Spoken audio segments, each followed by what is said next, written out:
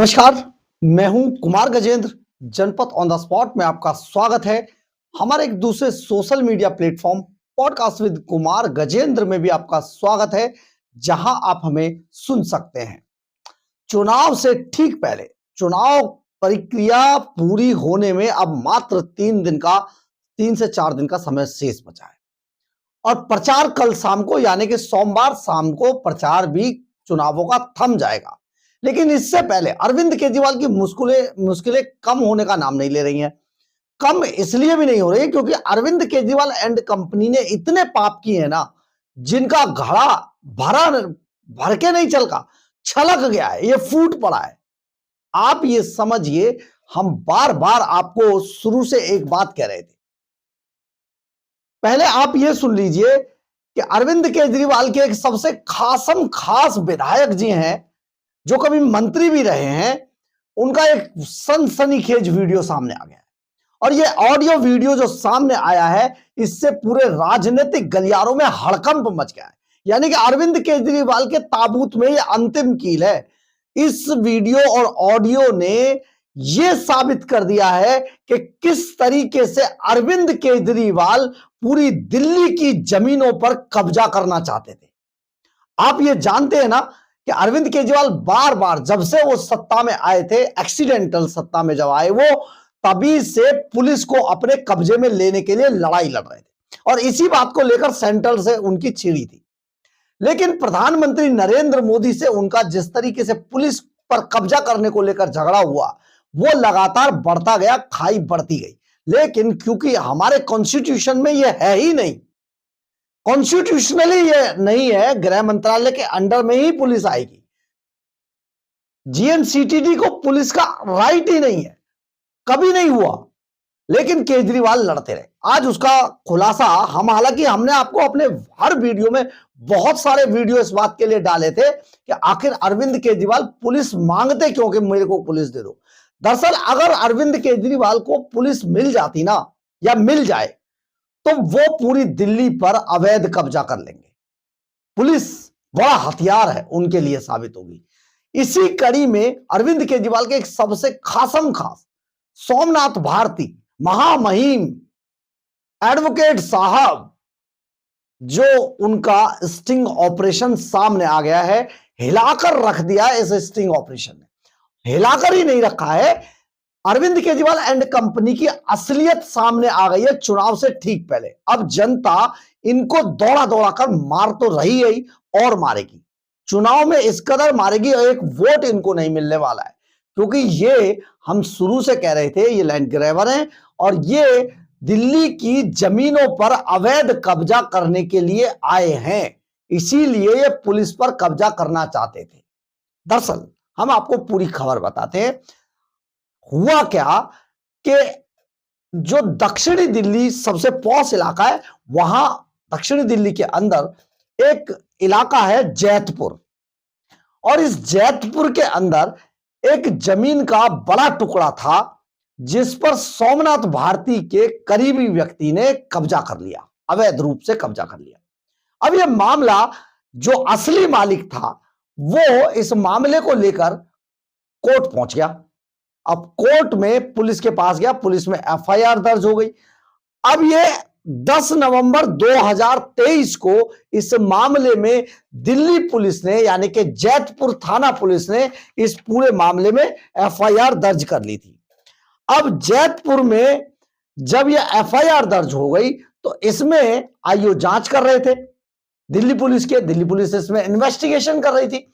इसी इन्वेस्टिगेशन के दौरान इस मामले के अंदर चार्जशीट फाइल हो गई, और चार्जशीट जब फाइल हो जाती है तो उसमें दिल्ली पुलिस का एक सीजर मेमो होता है।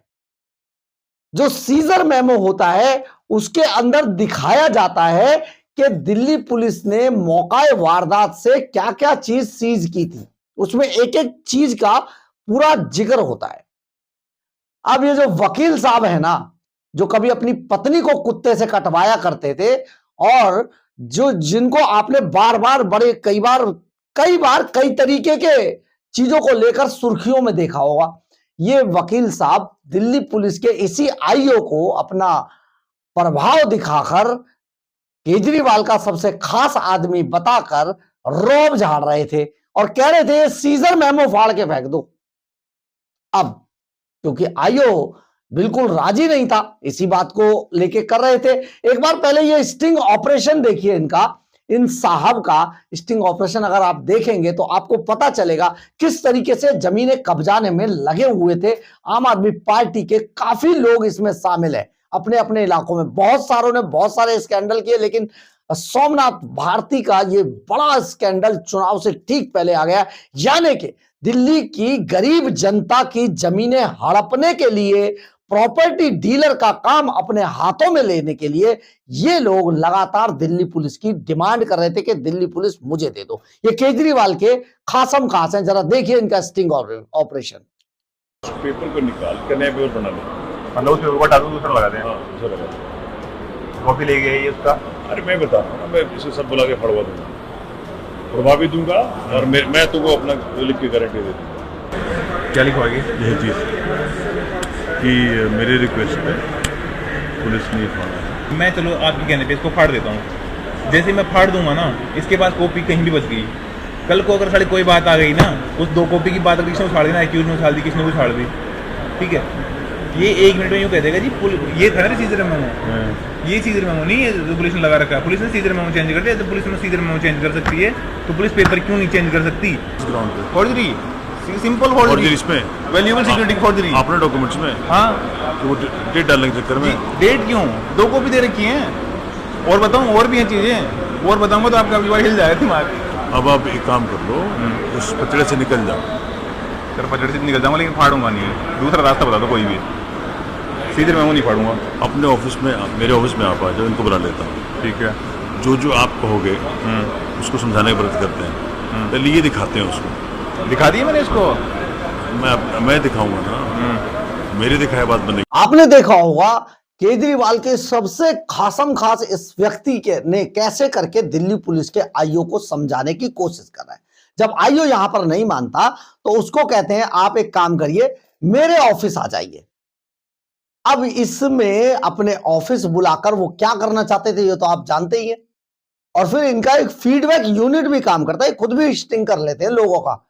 ये तो केजरीवाल बताते ही थे ना कि आप बस कुछ मत कीजिए, फोन से बंदे की रिकॉर्डिंग कीजिए, मुझे दे दीजिए। अब इन साहब ने जब पुलिस का आईओ दिल्ली पुलिस का किसी भी तरीके से तैयार नहीं हुआ तो सोमनाथ भारती अपना प्रभाव दिखा रहे। अरे यार तुम समझो आप बात को, तुम एक काम करो, मेरे ऑफिस आओ, फिर वहां बैठकर बात करते हैं, तुम्हें सीजर मेमो फाड़ना है।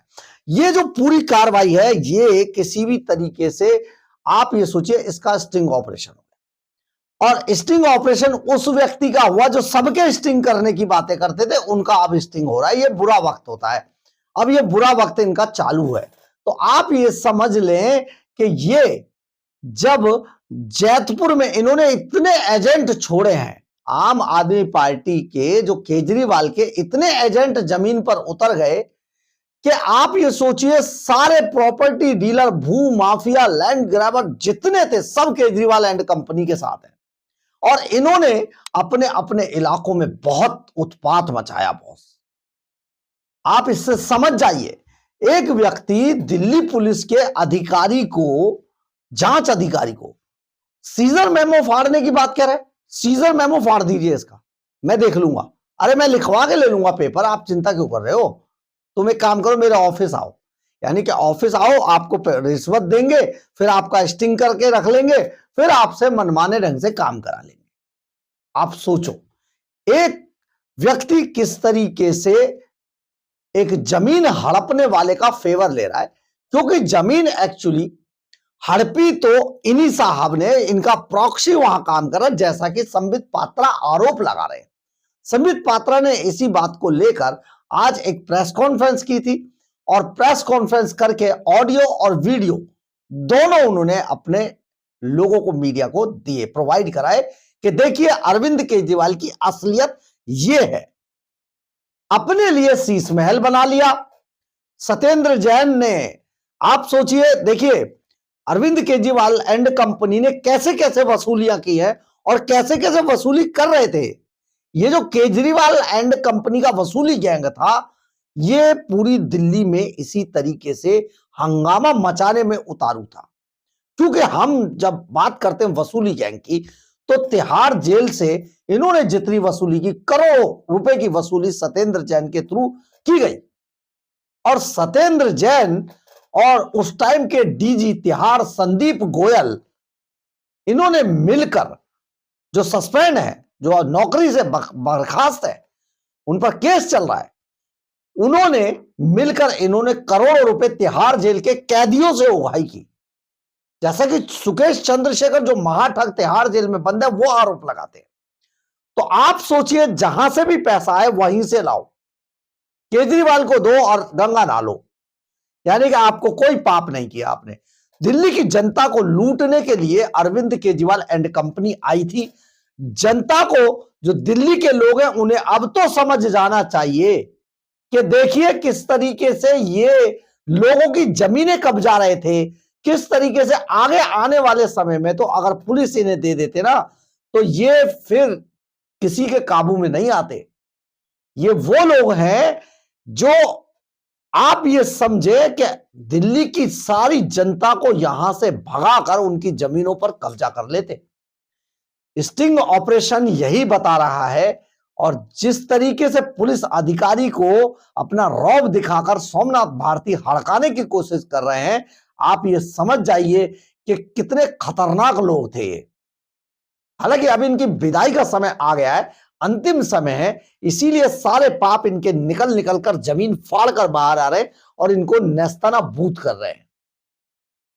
तो आज सोमनाथ भारती का ये खेल जो सामने आया, स्टिंग ऑपरेशन आया, इसने राजनीतिक गलियारों में हलचल मचा दी है, या यूं कहें कि भूकंप ला दिया है। नहीं, भूकंप भी कब है, तूफान ला दिया है। तो इस तूफान के थपेड़ों में सोमनाथ भारती, ना केवल सोमनाथ भारती उड़ जाएंगे, बल्कि पूरी आम आदमी पार्टी का सुपड़ा साफ हो जाएगा, जैसा हम आपको बार बार कह रहे हैं। आप देखते जाइए, इनके पास कुछ नहीं बचने वाला है, क्योंकि इन्होंने दिल्ली को जिस तरीके से लूटा है, दिल्ली के टैक्स पेयर के पैसे को लूटकर खजाने को 7,000 करोड़ के घाटे में ला दिया है। सचमुच इससे बड़ा दुर्भाग्य दिल्ली के टैक्स पेयर्स का कुछ हो ही नहीं सकता है। तो अब अरविंद केजरीवाल एंड कंपनी पूरी तरीके से एक्सपोज हो गई है कि आखिर ये दिल्ली पुलिस को क्यों मांगते थे और क्यों ये दिल्ली पुलिस पर अधिकार चाहते थे। क्योंकि ये लोगों की जमीनें छीनकर और दूसरे अपराधों में हाथ आजमाकर इतना पैसा कमाना चाहते थे कि उसके बाद आराम से पूरे देश के अंदर चुनाव लड़े और चुनाव लड़कर पूरे देश पर कब्जा कर लें। लेकिन ये अनार्किस्ट अब जा रहे हैं और देश और खास तौर पर दिल्ली इन्हें कभी माफ नहीं करेगी। बहरहाल, अगर आपको हमारी खबर अच्छी लगे तो आप इसे लाइक, सब्सक्राइब और शेयर जरूर करें। कमेंट्स बॉक्स में अपनी राय जरूर लिखें, इससे हमें बहुत ऊर्जा मिलती है। जय हिंद, जय भारत।